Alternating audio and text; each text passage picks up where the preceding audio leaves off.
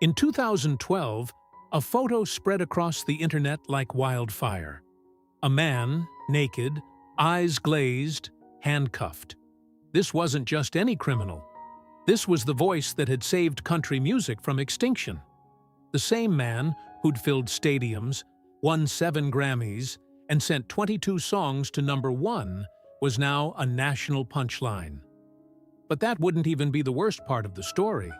There's a moment when the fall seems complete, when public humiliation, arrests, and destructive headlines have already stolen everything: dignity, career, respect. And then something even worse happens. In July 2013, a stroke so devastating that doctors guaranteed he'd never walk again, never speak clearly again, and certainly never sing again. The voice that defined a generation was silenced in a single night. How does someone go from teenage jail cells to becoming the man who saved an entire musical genre? What happens when 22 #1 singles aren't enough to fill the emptiness inside? Why does an icon with everything to lose choose the path of self-destruction? And when doctors say there'll never be music again, that the story's over, how does a voiceless man find the strength to prove them wrong? But before we understand the brutal fall and the impossible recovery, we need to go back to the beginning, to a town so small it barely appeared on maps, to a boy who learned that love and pain arrive in the same fist, to the moment when a woman 11 years older saw something no one else could see. This is the story of Randy Travis, the pure voice that became legend, the legend that became scandal, and the miracle that happens when a man refuses to let silence be the final word. Randy Bruce Trawick was born on May 4, 1959, in a place that promised nothing but struggle. Marshville, North Carolina, a farming town so small it barely appeared on maps, where poverty wasn't just common, it was inherited like a family curse. His parents, Harold and Bobby Trawick, raised 6 children in a modest house that trembled with tension. Harold worked construction when work existed, but his true devotion was to whiskey and violence. Randy would later recall with painful clarity, "My daddy was a hard man. When he drank, which was often, the belt came off." Those weren't just words, they were scars. Nights in the Trawick home echoed with shouting, the crack of leather against skin, and the quiet sobs of children who learned early that love and pain often arrived in the same fist. But amidst the chaos, there was music. Harold Trawick, for all his demons, could play guitar. And when he wasn't drunk or angry, he'd sit on the porch and pick melodies that seemed to float above the poverty. Randy, barely tall enough to reach the strings, watched his father's fingers move and felt something stir. Something that didn't hurt.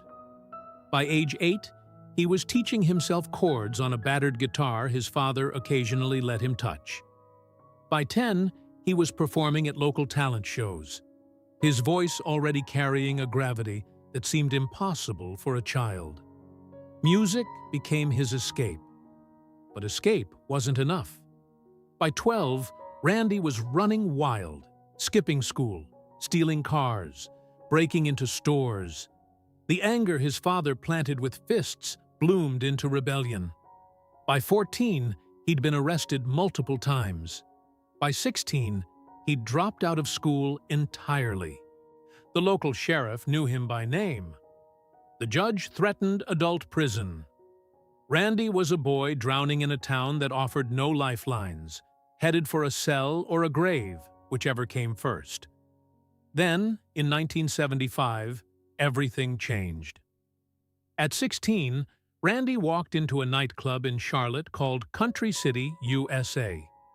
It was owned by a woman named Lib Hatcher, 11 years his senior, sharp-eyed and sharper-tongued, who'd seen 1,000 wannabe singers stumble through her doors. But when Randy opened his mouth and sang, Lib froze. That voice, raw and aching and impossibly pure, cut through the cigarette smoke and cheap beer like a prayer. She later admitted, "I knew in 30 seconds he was the real thing." But Randy wasn't just talented. He was broken, angry, and headed for disaster. Lib made a decision that would define both their lives. She became his manager, his protector, and eventually, though the world wouldn't know it for years, his lover. It was scandalous from the start.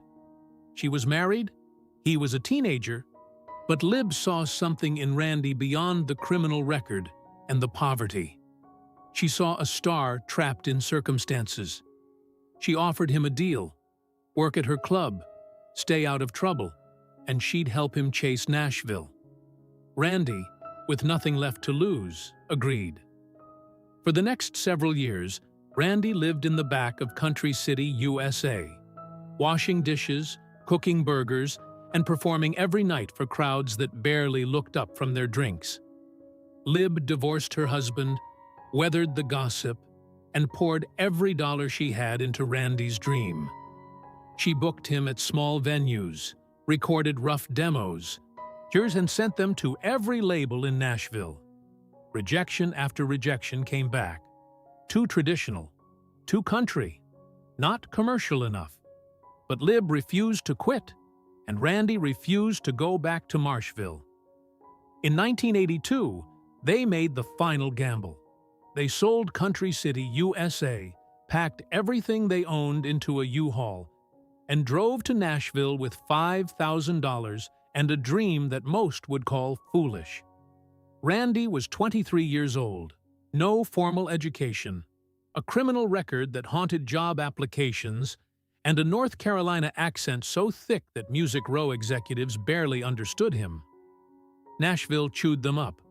Record labels passed. Producers smirked. The industry in the early 1980s worshipped pop country. Slick production, synthesizers, and crossover appeal. Randy's baritone and traditional honky-tonk style felt like a relic. For 2 years, he worked odd jobs, performed in dives, and lived on the edge of giving up.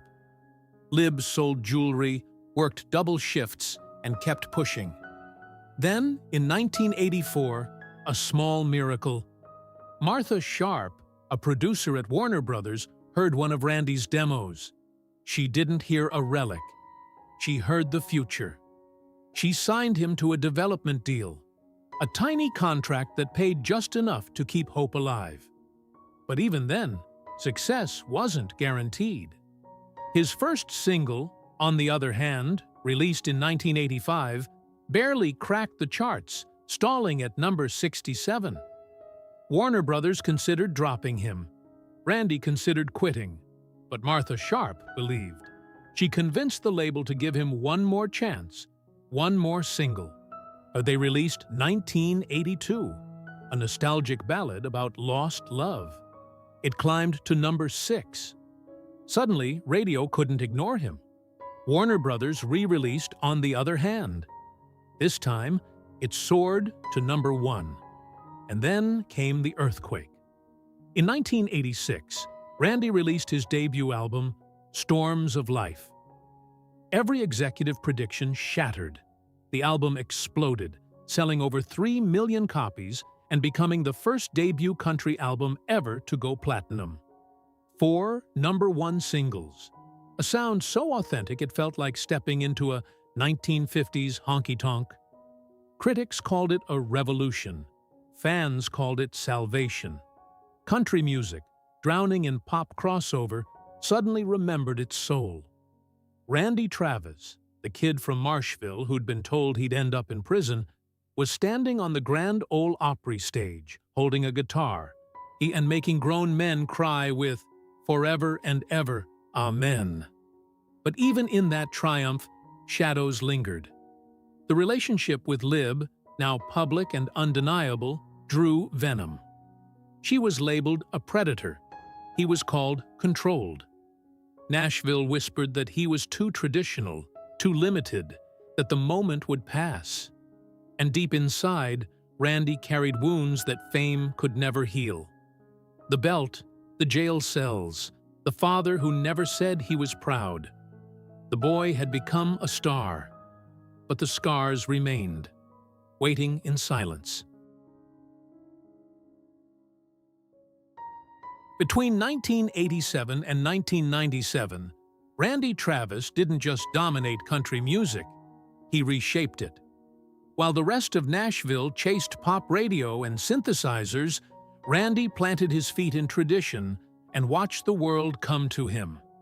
Album after album, hit after hit, he proved that authenticity wasn't obsolete. It was exactly what audiences were starving for. Always and Forever arrived in 1987, and it didn't just sell, it conquered. 3 #1 singles, multi-platinum sales. The title track became a wedding staple, whispered at altars across America. Old 8x10 followed in 1988, delivering more chart toppers and cementing Randy's place as country's most reliable hitmaker. By 1989, he'd released No Holdin' Back, which produced 4 more #1 singles, and including It's Just a Matter of Time and Hard Rock Bottom of Your Heart. The numbers tell only part of the story. 7 consecutive platinum albums, 22 #1 singles, 7 Grammy Awards, 6 Country Music Association Awards, including the prestigious Horizon Award in 1986 and Male Vocalist of the Year in 1987 and 1988. He wasn't just successful, he was untouchable, the standard by which every traditional country artist was measured. But Randy's influence went beyond sales. He opened the door for an entire generation. Garth Brooks admitted Randy made his career possible. Alan Jackson called him the reason traditional country survived. Clint Black, Travis Tritt, George Strait. All of them walked through doors Randy kicked open. When pop country threatened extinction, Randy Travis became the lifeline that pulled the genre back to its roots. Yet even at the peak, cracks were forming beneath the surface. The relationship with Lib Hatcher, once a secret whispered in Charlotte bars, became Nashville's most controversial marriage. In 1991, Randy and Lib finally wed, 16 years after they met, years after she'd divorced her husband and sacrificed everything for his career. To Randy, she was savior, manager, and wife. To Nashville, she was scandal. The age gap, 11 years, became tabloid fodder. The fact that she'd been his manager since he was 16 drew accusations of manipulation and control. Whispers followed them everywhere. She made him. He's just her puppet. Without Lib, he's nothing. Some called her a predator who'd groomed a troubled teenager. The others saw a woman who'd gambled her entire life on raw talent and won. Randy defended her fiercely, but the weight of judgment never lifted. He later admitted, "People never understood what Lib did for me. She saved my life when I had nothing." But publicly defending their love didn't stop the private erosion it caused. Every interview about their marriage felt like a trial. Every business decision Lib made was scrutinized. The woman who'd built his empire became the target Nashville loved to hate. And the pressure kept building. By the early 1990s, Randy was trapped in a cycle of perfection. Every album had to outsell the last. Every single had to hit #1. Touring became relentless. 200 shows a year, endless flights, hotel rooms that blurred together, fans demanding more, labels demanding hits, and a marriage strained by the same career it had created. The drinking started quietly. At first, it was a beer after shows to unwind. Then, whiskey on the bus to sleep. Then, bottles hidden in dressing rooms to get through the day. Randy had grown up watching his father drown in alcohol and violence, yet here he was, reaching for the same poison. He later confessed, "I swore I'd never be like my daddy. But the bottle has a way of finding you when you're running from something." What was he running from? The boy from Marshville had conquered the world, but he'd never healed from the belt, the jail cells, the poverty that taught him he was worthless. Fame amplified the wounds rather than closing them. Every standing ovation felt temporary. Every #1 single felt fragile. And the voice that millions loved, Randy feared losing it every single night. Behind the curtain, friends noticed the change. He grew distant, moody. The warm humility that defined him hardened into suspicion. Lib tried to intervene, but control had always been her language, and Randy was beginning to resent the cage even when it was gilded. The marriage that saved him was starting to suffocate him. And then, the hits stopped coming. By the mid-1990s, country music was shifting again. Garth Brooks brought rock spectacle. Shania Twain brought pop glamour. Radio wanted youth, energy, and crossover appeal. Randy's traditional baritone, once revolutionary, now sounded old-fashioned to programmers chasing demographics. His 1994 album, This Is Me, underperformed. 1996's Full Circle barely made a dent. Warner Brothers, on the label that had believed in him when no one else would, grew frustrated. Meetings turned tense. Suggestions to modernize his sound felt like betrayals. In 1997, after 15 years together, Warner Brothers and Randy Travis parted ways. It wasn't dramatic. It was worse. It was mutual exhaustion, the recognition that the magic had faded. He signed with DreamWorks Records in 1998, hoping for a fresh start. But the album, You and You Alone, arrived to tepid response. The singles barely charted. Radio had moved on. A new generation of fans didn't know who Randy Travis was, and the generation that loved him was aging out of the format's target audience. The fall from dominance wasn't a crash. It was a slow, agonizing slide. By 1999, Randy Travis, the man who'd saved country music, was playing smaller venues to graying crowds. The awards stopped coming. The phone calls from producers slowed. And the bottles, once occasional escapes, became daily necessities. He'd wake up foggy, perform on autopilot, and drink until he could sleep. Lib watched helplessly as the man she'd built dissolved before her eyes. Still, he kept working. Pride wouldn't let him quit. Between 1999 and 2010, he released several albums, switched labels again, tried gospel music, tried inspirational records, tried anything to reclaim relevance. Some albums were beautiful, showcasing a voice that age had deepened into richness. But beauty doesn't guarantee radio play. The industry that once worshipped him now saw him as nostalgia, a legend whose time had passed. And Randy felt it. Every empty seat, every radio rejection, every younger artist who didn't know his name. The boy who'd fought so hard to matter was becoming invisible again. Just like he'd been in Marshville, just like he'd been washing dishes in Charlotte. The demons he'd outrun for 2 decades were catching up. Friends began to worry openly. There were stories. Randy showing up late to gigs, slurring words, forgetting lyrics. There were whispers of arguments with Lib, fights that echoed the violence of his childhood. The marriage, strained by decades of control and resentment, was fracturing. In 2010, after 19 years of marriage, Randy and Lib legally separated. They didn't divorce immediately. The business entanglements were too complex, but the fairy tale was over. Lib, the woman who discovered him, saved him, built him, and loved him was gone. And Randy was alone with the bottle, the regrets, and a career that felt like a ghost of what it had been. By 2011, the unraveling was public. Randy was arrested for DWI, not once, but repeatedly. In February 2012, police found him sitting naked in his parked truck outside a Texas church, reeking of alcohol, incoherent and combative. The mugshot went viral.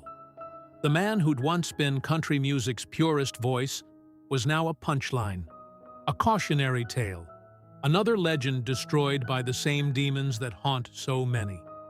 Headlines screamed, "Randy Travis, from grace to disgrace." Fans who'd grown up on "Forever and Ever Amen" shook their heads in sadness. Nashville, never kind to the fallen, whispered that he was finished. And deep down, Randy believed them. The golden decade had given him everything: wealth, fame, to respect, and a legacy that would outlive him. But it had also taken everything: his marriage, his peace, his dignity, and nearly his will to live. The boy who'd escaped Marshville had built a kingdom, only to watch it crumble from the inside out. And the worst was yet to come. By 2012, Randy Travis had become a stranger to himself. The man who'd once commanded stages with dignity now stumbled through days in an alcoholic fog, chasing oblivion with the same desperation he'd once chased stardom. The separation from Lib had severed his last anchor. Without her structure, her control, her relentless belief, Randy drifted into chaos. The first arrest came in February 2012, but it was the second that destroyed him. On August 7, 2012, at 11:18 p.m., a Texas state trooper noticed a black Pontiac Trans Am lying in a construction zone on State Highway 34 near Tioga. The car was wrecked, its front end crumpled, tire marks suggesting the driver had lost control. The trooper approached cautiously and found the vehicle empty. Driver's door open, the keys still in the ignition. Then he saw him. Randy Travis, naked, reeking of alcohol, stumbling in the darkness near a church parking lot. When the officer approached, Randy became belligerent, threatening the trooper, slurring obscenities, resisting arrest. It took multiple officers to subdue him. He was charged with driving while intoxicated and threatening a law enforcement officer. The mugshot taken that night, eyes glazed, face swollen, expression vacant, went viral within hours. By morning, Randy Travis wasn't a country legend. He was a punchline. Late-night comedians mocked him. Twitter exploded with cruel jokes. Tabloids ran the mugshot on front pages with headlines like "Randy's Naked Meltdown" and "Country Star's Shameful Fall." Fans who'd danced to "Forever and Ever," while men at their weddings now shook their heads in pity or disgust. The industry that had once celebrated him now whispered that he was beyond saving. Randy later admitted, "That night, I hit a bottom I didn't know existed. I was so drunk, I don't remember most of it. But I remember the shame when I saw that photo. I didn't recognize the man staring back." The legal consequences were severe: probation, court-ordered rehab, suspended license, financial penalties. But the deeper wound was public humiliation. Every mistake, every arrest, every slurred word was documented, dissected, and broadcast. Randy had spent decades building a reputation as country music's gentleman, humble, faithful, authentic. Now that reputation lay in ruins, trampled by the same man who'd built it. And still, the spiral continued. In January 2013, though just months after the viral arrest, Randy was arrested again for driving while intoxicated in Denton County, Texas. This time, he'd been drinking at a convenience store and was found intoxicated in his vehicle. Another mugshot, another round of headlines, another layer of shame. Friends pleaded with him to get help. Lawyers warned him the next arrest could mean prison. But Randy couldn't stop. He later confessed, "I was trying to drink away the pain, the embarrassment, the failure. But every bottle just made it worse." Behind closed doors, the divorce from Lib turned bitter. After 19 years of marriage and 38 years of partnership, lawyers fought over assets, royalties, and the business empire they'd built together.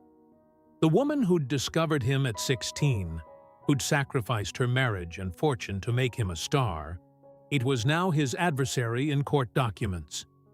The love story that began in a Charlotte nightclub ended in depositions and accusations. The divorce finalized in 2010, but legal battles dragged on for years. Lib would later claim Randy owed her millions in unpaid royalties and management fees. Randy would claim she'd controlled every aspect of his life and career. Neither claim was entirely wrong, but the truth was messier than courtrooms allowed. Two people who'd saved each other had ultimately destroyed each other. By mid-2013, Randy was alone in ways that terrified him. No Lib, no career, no respect. His mansion felt like a mausoleum. Awards gathered dust. Gold records mocked him from walls. The phone stopped ringing. Old friends avoided him, not out of cruelty, but helplessness.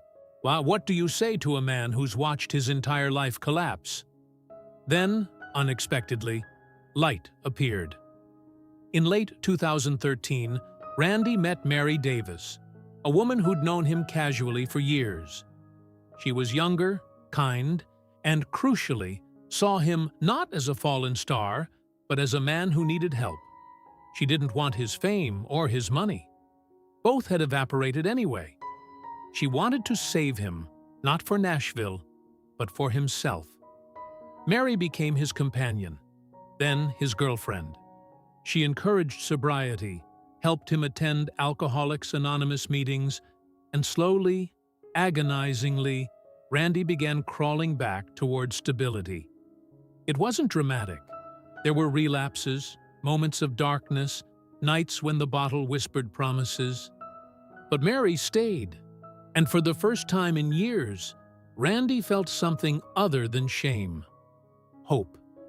He started working out, on eating better, talking to therapists. The mugshots were still out there, immortalized online, but Randy was learning to carry the weight differently. He admitted publicly, "I made terrible mistakes. I hurt people. I hurt myself. But I'm trying to do better." By July 2013, Randy had been sober for several weeks, the longest stretch in years. He and Mary talked about the future. Maybe small venue performances, maybe a gospel album, something quiet and authentic. He'd never reclaim the throne, he knew that. But maybe he could reclaim dignity. Nashville, watching from a distance, remained skeptical. Too many legends had promised sobriety only to stumble again. But a few friends, the ones who'd known him before the fame, saw something genuine. Randy wasn't chasing redemption for cameras. He was fighting for survival. On July 10, 2013, Randy seemed lighter than he'd been in years. He spent the afternoon with Mary, talking, laughing, planning. That evening, as the Texas sun set over his property, Randy felt something rare. Peace. He had no way of knowing that in less than 24 hours, everything would end. Not with handcuffs or headlines, but with something far more merciless. A stroke that would steal his voice, his movement, and nearly his life. The final arrest had been humiliating, but the next chapter would be catastrophic. July 10, 2013 was an ordinary evening in Tioga, Texas. Randy Travis spent it quietly with Mary Davis, watching television, talking about small things, grateful for the calm after years of chaos. He'd been sober for weeks. His body felt stronger, his mind clearer than it had been in years. As he drifted to sleep that night, Randy had no sense of the catastrophe waiting in the hours ahead. At approximately 8:00 p.m. on July 11, Mary noticed Randy acting strangely. He was disoriented, struggling to form words, his right side drooping as if gravity had claimed half his body. She spoke his name. He stared back, confused, his mouth moving but producing only garbled sounds. Mary, terrified, called 911. "He's not making sense," she told the dispatcher, her voice trembling. "Something's very wrong." Paramedics arrived within minutes. Randy's vital signs were crashing, his pupils unresponsive. The diagnosis came quickly and brutally: massive stroke. They rushed him to the Heart Hospital Baylor Plano, sirens wailing through the Texas night.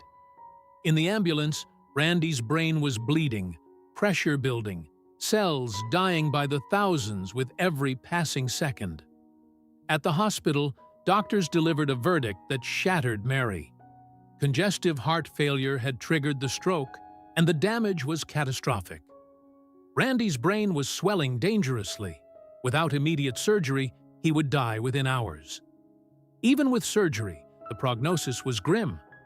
If he survived, he would likely never walk, never speak clearly, and almost certainly never sing again. Mary, numb with shock, signed the consent forms. Surgeons prepped Randy for emergency cranial surgery, drilling into his skull to relieve the pressure crushing his brain. The procedure lasted hours. Mary sat alone in a waiting room, watching the clock, praying to a God she wasn't sure was listening. When the surgeon finally emerged, exhausted and grave, his words offered no comfort. "We've done everything we can. The next 72 hours will determine if he survives. But even if he does, the man you knew may not come back." Randy Travis, the voice that had defined a generation, lay in intensive care, tubes running from his body, machines breathing for him, his brain ravaged by trauma. Doctors placed him in a medically induced coma to give his body a chance to heal. Though privately, many doubted he'd ever wake up. News broke within hours, and headlines screamed, "Randy Travis suffers massive stroke." Fans flooded social media with prayers. Country stars, Garth Brooks, Carrie Underwood, Alan Jackson posted tributes. The Grand Ole Opry held a moment of silence. But beneath the public support, whispers spread. This was the end. The arrests, the alcohol, the public humiliation, and now this. Randy Travis, the legend, was dying. For 3 days, Randy remained in the coma, teetering between life and death. Mary never left his side. She held his hand, spoke to him constantly, played his music softly in the background, hoping some part of him could hear. Doctors warned her to prepare for the worst. Brain damage this severe rarely allowed recovery. If he woke, he might not recognize her. He might not remember his own name. On the 4th day, Randy's eyes opened. It wasn't a triumphant awakening. He stared blankly, unable to focus, unable to speak. When doctors asked him to squeeze Mary's hand, nothing happened. His right side remained paralyzed. His voice, the instrument that had carried him from poverty to glory, was gone, replaced by incoherent groans and slurred syllables that formed no words. Tests revealed the devastation. The stroke had obliterated parts of his brain responsible for speech, motor control, and memory. He couldn't swallow properly, couldn't stand, couldn't communicate beyond grunts. Therapists brought picture boards, hoping he could point to images to express basic needs. Most of the time, he just stared, frustration building behind eyes that couldn't convey what his mind was screaming. Mary watched the man she loved dissolve into helplessness, and the proud performer who'd commanded arenas now needed help to sit up in bed. The poet who'd written heartbreak into melody couldn't say, "I love you." The voice that made angels weep was silent, perhaps forever. Doctors explained the harsh reality. Recovering from a stroke this severe would require years of intensive therapy, and even then, most patients never fully recover. Speech might return in fragments. Walking would require relearning balance from scratch. Singing? Medically, it seemed impossible. The precise neural pathways required for vocal control had been destroyed. But Mary refused to believe this was the ending. She hired the best therapists money could buy: physical, occupational, speech. And together they began the agonizing process of rebuilding Randy Travis one tiny victory at a time. The first goal, relearning to swallow. For weeks, Randy choked on water, his throat muscles unable to coordinate the simple act of drinking. Therapists worked with him for hours daily, guiding him through exercises that felt humiliating for a grown man. Eventually, he managed sips without coughing. It felt like climbing Everest. Next, sitting up unassisted. His core muscles, weakened by months in bed, couldn't support his weight. Therapists positioned him carefully, holding him steady as he trembled with effort. After 3 weeks, he could sit for 5 minutes without collapsing. Mary cried with relief. Then, standing. With 2 therapists gripping his arms and a harness preventing falls, Randy took his first step in October 2013, 3 months after the stroke. His right leg dragged uselessly. His left barely supported him, but he moved forward 6 inches. It was the hardest thing he'd ever done. He collapsed immediately, sobbing from exhaustion and frustration. And finally, the cruelest challenge: speech. Speech therapists worked with him daily, showing him flashcards, asking him to repeat simple sounds. Ah, ooh.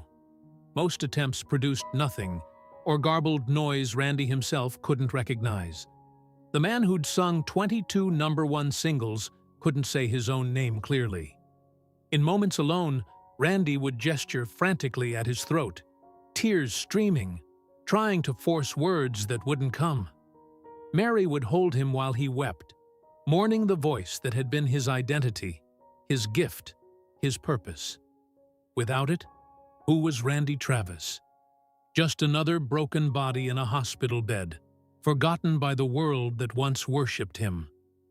Months passed in brutal repetition. Small victories, saying yes, taking 10 steps, feeding himself, were celebrated wildly. But the losses were crushing. He couldn't write songs, couldn't perform, couldn't do the one thing that made suffering worthwhile: sing.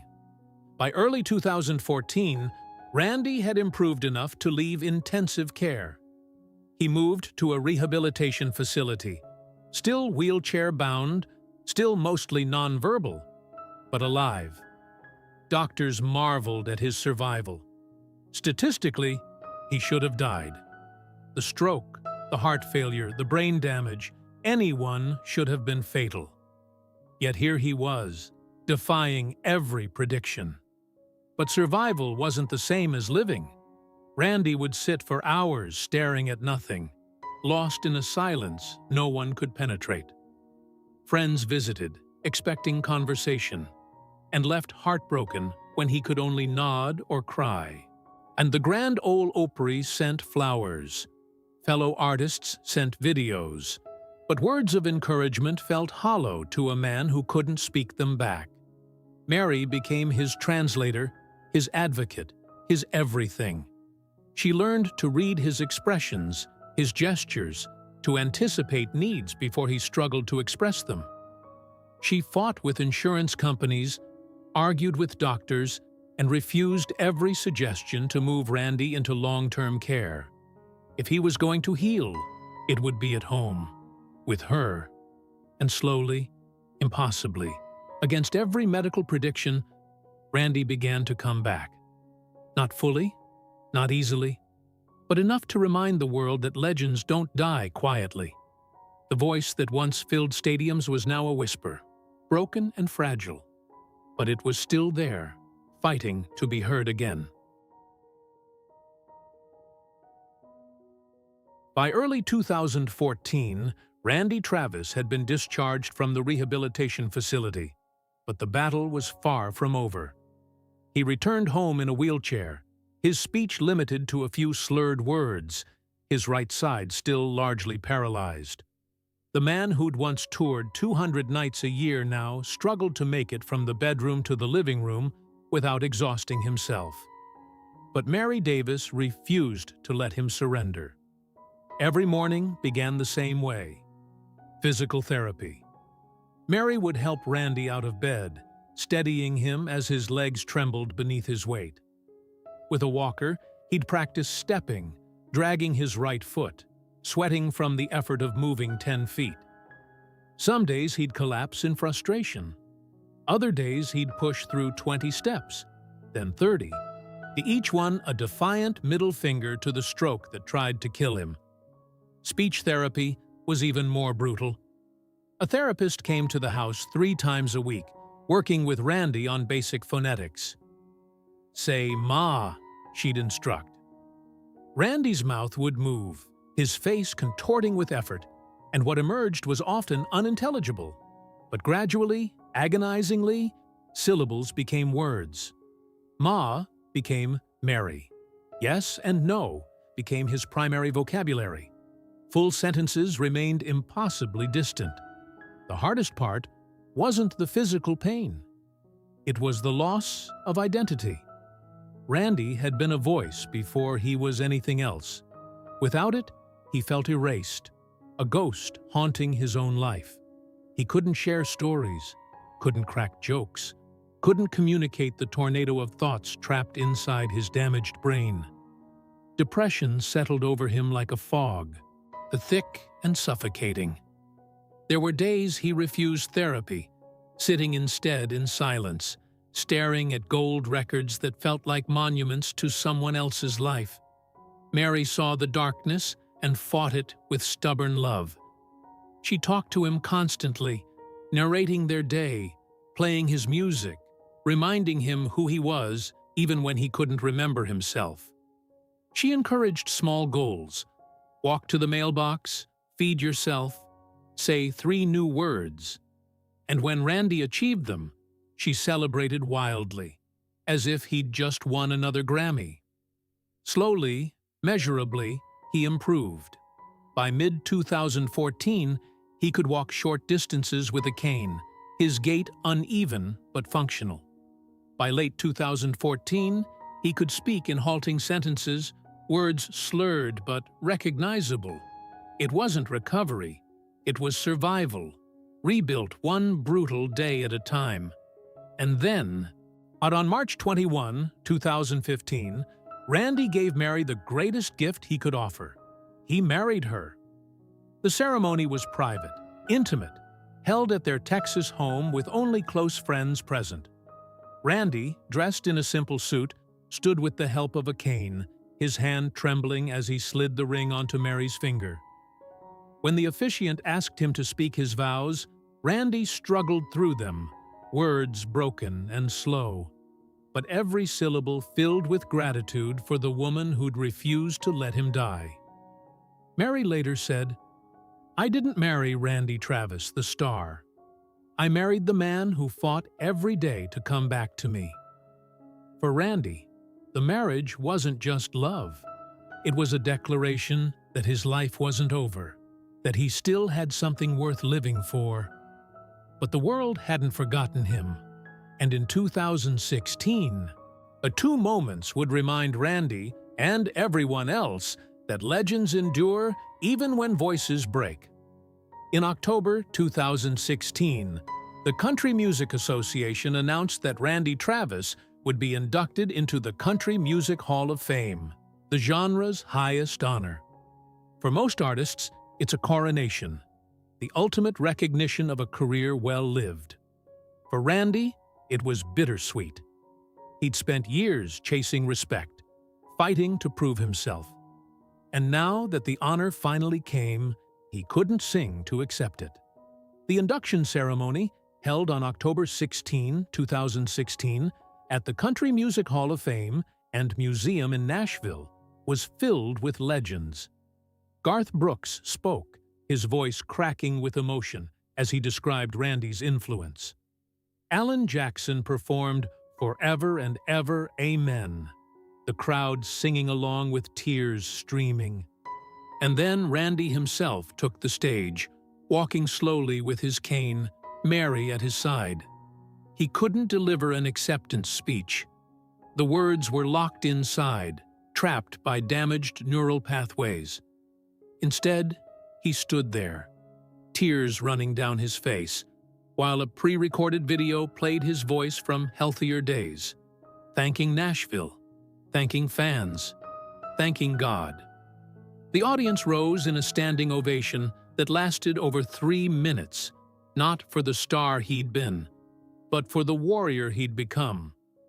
And then came the moment no one expected. At the 2016 Country Music Association Awards in November, Randy was scheduled to appear as part of a tribute performance. No one knew if he could sing. Doctors had said it was medically unlikely, the fine motor control required for vocal performance destroyed by the stroke. But when Randy walked onto the Bridgestone Arena stage, supported by Garth Brooks and other country legends, something shifted. The band began playing "Amazing Grace," a hymn Randy had sung countless times. The other artists sang the verses, their voices blending beautifully. But as the final chorus approached, they stepped back, and Randy, gripping the microphone stand with both hands, opened his mouth. What emerged wasn't the smooth baritone that had defined a generation. It was broken, fragile, wavering. But it was unmistakably Randy Travis, singing the words, "Amazing Grace, how sweet the sound." The arena exploded. 18,000 people leapt to their feet, sobbing, screaming, applauding. On stage, Garth Brooks wept openly. In the audience, hardened industry executives wiped their eyes. At home, millions watching on television witnessed a miracle. Not medical, but human. A man who'd been told he'd never sing again had just proven that some things can't be destroyed. Not by strokes, not by shame, not by anything. Randy managed only a few lines before his voice faltered, but those few lines said everything. "I'm still here. I'm still fighting. And I'm not done yet." Mary stood backstage, tears streaming, knowing that those 30 seconds had taken 3 years of brutal rehabilitation to achieve. Randy had practiced that moment for months, working with therapists to regain even a fraction of vocal control. Most of the time, the notes didn't come. But that night, on that stage, in front of the world, they did. The performance wasn't about perfection. It was about defiance, about refusing to let tragedy write the final verse, and about proving that even when everything is taken, something irreplaceable remains. After the Country Music Association Awards, Randy returned to his quiet life in Texas. He continued therapy, continued healing, continued learning to live in a body that no longer obeyed him the way it once had. But the Hall of Fame induction and the Amazing Grace performance had given him something he'd lost in the years of arrests and humiliation: dignity. He was no longer Randy Travis, the fallen star. He was Randy Travis, the survivor. And perhaps that was the greater legacy. The golden decade had made him famous. The stroke had made him human. and the long road back had made him a symbol of something deeper than talent: resilience. In 2025, Randy Travis is 75 years old. He lives quietly on his ranch in Texas, far from the spotlights that once defined his existence. The world has moved on, chasing newer stars, younger voices, faster trends. But Randy remains, not as a relic, but as a reminder that survival itself can be a form of triumph. His days follow a rhythm shaped by necessity, not choice. Mornings begin with physical therapy, stretches and exercises designed to maintain the mobility he fought so hard to reclaim. His right side remains weaker, his gait unsteady even with the cane he's carried for over a decade. Simple tasks, buttoning a shirt, tying shoes, cutting food, require concentration and effort. What once took seconds now takes minutes. Speech remains his greatest challenge. Randy can communicate in short, unhalting sentences, words slurred but comprehensible to those who know him well. Full conversations exhaust him. Complex thoughts remain trapped, visible in his eyes but unreachable through language. He relies heavily on gestures, facial expressions, and Mary's intuitive understanding of what he's trying to say. The voice that once filled arenas is now a whisper, rough and fragile. He can hum melodies occasionally, even sing a line or two on rare good days, but sustained singing remains impossible. The neural pathways destroyed by the stroke never fully regenerated. Doctors marvel that he can vocalize at all. But to Randy, being able to hum isn't the same as being able to sing. The loss still aches, a phantom limb he reaches for and can never quite touch. Mary Davis Travis has become more than his wife. She is his translator, his nurse, his protector, and his anchor. She manages his medical appointments, coordinates his therapy sessions, handles his business affairs, and shields him from a world that would exploit his fragility. Friends describe her as fiercely protective, willing to turn away visitors, decline interview requests, and refuse public appearances if she senses Randy isn't strong enough. Some have criticized her control, echoing the same accusations once aimed at Lib Hatcher. But those close to the couple understand the difference. Lib built Randy's career. Mary saved his life. Her control isn't about ambition or profit. It's about keeping a fragile man alive in a body that remains one health crisis away from collapse. Their life together is quiet, almost monastic. They watch old westerns. They sit on the porch watching Texas sunsets. They attend church when Randy feels strong enough. Mary reads to him from books he can no longer read himself, his vision weakened by age and the stroke's lingering effects. It's not the life Randy imagined at 23, driving to Nashville with nothing but dreams. But it's the life he's grateful to still have. Public appearances are rare and carefully chosen. In 2019, Randy attended the Grammy Awards to accept a Lifetime Achievement Award. He didn't speak, couldn't speak in the way the moment deserved, but his presence said everything. The standing ovation lasted nearly 5 minutes. Artists young and old honoring not just his catalog, but his courage. In 2020, during the COVID-19 pandemic, Randy and Mary released a statement encouraging mask-wearing and vaccination, noting how fragile health can be and how quickly life can change. It was one of the few times Randy's voice, delivered through Mary, entered public discourse. The response was overwhelmingly positive, fans grateful to hear he was still alive, still fighting. His legacy within country music remains untouchable. The artists he influenced, Garth Brooks, Alan Jackson, Travis Tritt, Clint Black, George Strait, all cite him as foundational. Younger stars like Luke Combs and Cody Johnson speak reverently about storms of life and Always and Forever, albums that taught them what traditional country could be. Randy didn't just have hits. He redirected an entire genre, pulling it back from pop crossover and replanting it in honky-tonk soil. Financially, Randy is comfortable, but not extravagant. His catalog continues to generate royalties.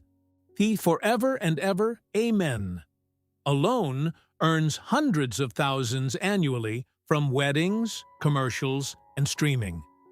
He owns the Texas ranch, valued at several million, and receives disability benefits from insurance policies secured during his peak years. Medical expenses have consumed much of his wealth. Stroke rehabilitation, ongoing therapy, and specialist care are brutally expensive. But he's far from destitute. What he values most has nothing to do with money. In a rare interview conducted through Mary in 2023, Randy was asked what he'd want people to remember. Mary relayed his answer: that I tried, that I kept trying, even when everything was gone. That answer reveals the deeper truth of Randy Travis. His story isn't ultimately about 22 #1 singles or 7 Grammys.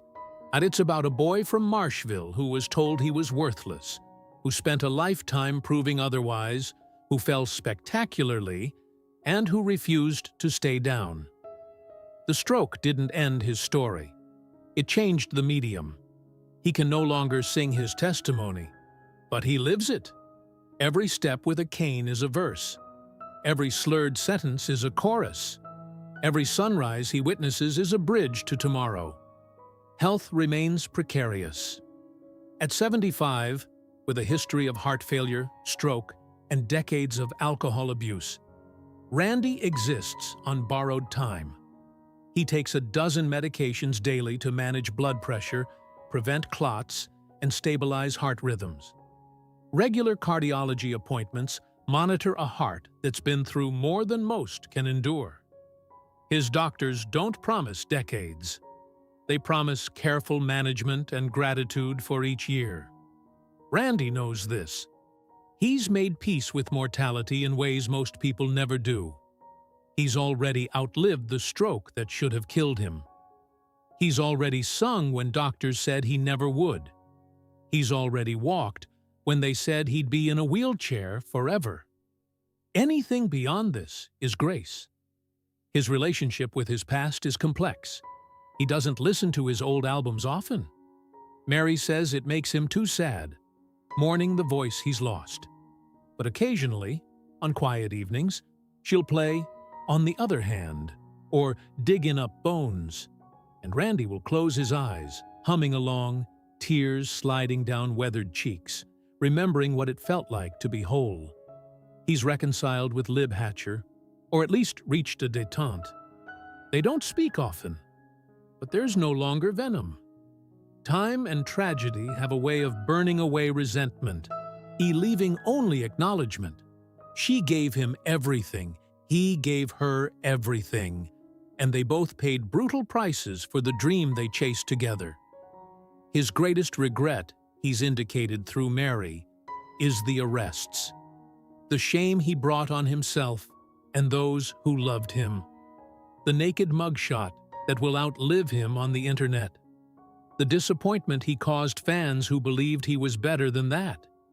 He can't undo those mistakes, but he's learned to carry them differently. Not as condemnation, but as evidence of how far he's climbed back. Perhaps that's the ultimate legacy of Randy Travis. Not the platinum albums or the Hall of Fame plaque, but the proof that falling doesn't have to be final. That losing your voice doesn't mean losing your story. That even when everything is stripped away, fame, fortune, dignity, ability, but something essential remains: the stubborn human refusal to quit. In his prime, Randy Travis saved country music. In his suffering, he's become something more valuable. A symbol of resilience for anyone who's ever lost everything and wondered if there's a reason to keep going. The answer, lived out in a Texas ranch by a man who can barely speak but refuses to be silenced, is yes. Always yes. Randy Travis may never sing again, not the way he once did, but his life, broken and rebuilt, is a song in itself, one that whispers to anyone listening, you can survive what should destroy you. You can find meaning after loss. And grace, that amazing grace he sang about, can find you even in the darkest valley. The voice may be gone, but the man endures. And in that endurance lies a message more powerful than any lyric he ever wrote.